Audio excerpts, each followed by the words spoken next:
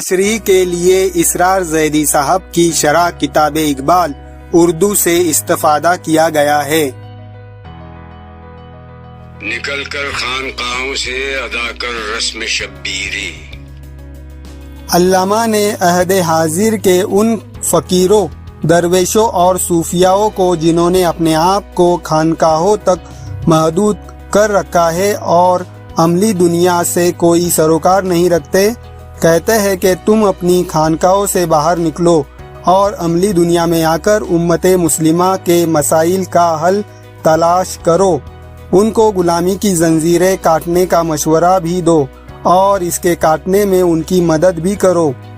ان کو جابر حکمرانوں کے سامنے سر اٹھانے کے لیے بھی کہو اور خود بھی اس عمل میں حصہ لو، جس طرح حضرت امام حسین علیہ السلام نے اپنے وقت کے جابر حکمرانوں کے سامنے کلمہ حق کہا تھا اور حق کی سر بلندی کے لیے کربلا کے میدان میں اپنے رفقائی کار اور اہل خاندان کی جانیں قربان کرنے سے بھی دریغ نہیں کیا کہ فقر خانقاہی ہے فقط اندوہ دلگیری۔ تم بھی حضرت امام حسین علیہ السلام کے نقش قدم پر چل کر وقت کی طاغوتی اور جبری قوتوں کے خلاف محاذ قائم کر دو، چاہے اس میں جانیں ہی کیوں نہ قربان کرنی پڑے۔ اگر تم ایسا نہیں کرو گے اور خود کو خانقاہی رسوم اور عبادت کے ادا کرنے تک ہی محدود رکھو گے تو یاد رکھو تمہارے یہ زندگی رنج و ملال اور صدمہ و غم کی زندگی کے سوا کچھ نہیں ہوں گی، یہ رہبانیت کی زندگی ہوں گی جس کی اسلام اجازت نہیں دیتا۔ تیرے دین و ادب سے آ رہی ہے بوئے روحبانی۔ اے وہ صوفی جس نے خود کو عملی دنیا سے بیگانہ کر رکھا ہے، تو جو مذہبی خیالات و ادبی افکار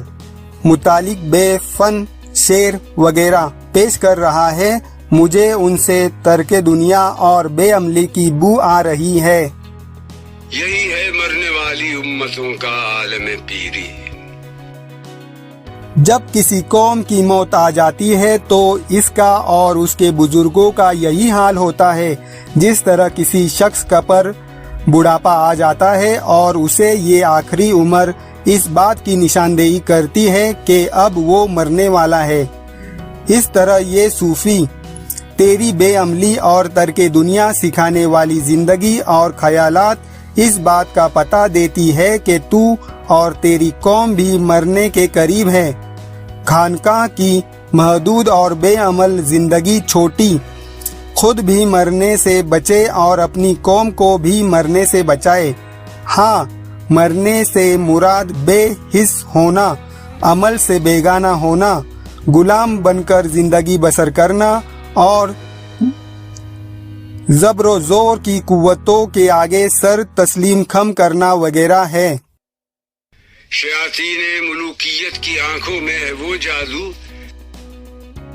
اس دنیا میں ملوکیت کا نظام شیطان کا پیدا کردہ ہے۔ اس نظام میں بادشاہوں اور اس کو تقویت بخشنے اور خود اس کے سائے میں محفوظ سمجھنے والے جاگیرداری، زمینداری، وڈیرا پن اور سرمایہ داری کی قوتیں سرگرمی عمل ہو کر لوگوں کو اپنا محتاج، دستنگر اور غلام بنا لیتی ہے۔ کہ خود نخچیر کے دل میں ہو پیدا ذوق نخچیری۔ یہ طبقے لوگوں کو اپنی غلامی پر رضامند اور خوش رکھنے کے لیے طرح طرح کے ہیلے بہانے اور مکر و فریب سے کام لیتے ہیں اور ان کی عزت و ناموس اور خودداری و خود گیری کی صلاحیتوں کو اس انداز سے سلا دیتی ہے کہ وہ اس میں خوش نظر آتے ہیں۔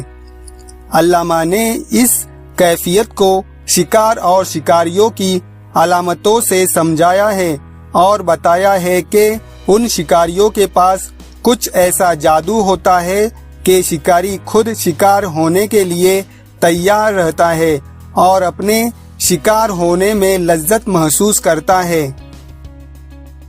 शबे परवा गुज़श्तन दस नवाए सुबह गाहे मन। मेरे सुबह के वक्त की आवाज से अहले कश्मीर यूं बेपरवाह हो गए हैं कि बुरदा शोर मस्ती अस्सिया चश्माने कश्मीरी ने कि जैसे उनकी स्याह आंखों से कोई शोर व मस्ती ले गया है जिससे वो जादू कर सकता है। मुराद ये है कि यही कश्मीरी जो आज गुलामी और बेबसी की जिंदगी बसर कर रहे हैं और जिंदगी के हर शूबे में जलील व ख्वार हो रहे हैं, कुछ आज़ाद थे और जिंदगी के हर शूबे में ना कोई सरफराज थे बल्कि दूसरे भी उनसे इस्तिफादा करते थे। अब सूरत हाल यहाँ तक बिगड़ चुकी है और वो बेहिस होकर गुलामी की जिंदगी गुजारने से इस कदर मानूस हो चुके हैं कि मैंने अपनी शायरी के जरिए उनको आज़ादी, हरकत और अमल का जो पैगाम दिया है उससे वो बिल्कुल बेपरवाह है। उनकी कानों में गुलामी का रस भर चुका है। वो मेरी गुलामी की जंजीरें काट देने वाले आवाज पर कान क्यों धरेंगी।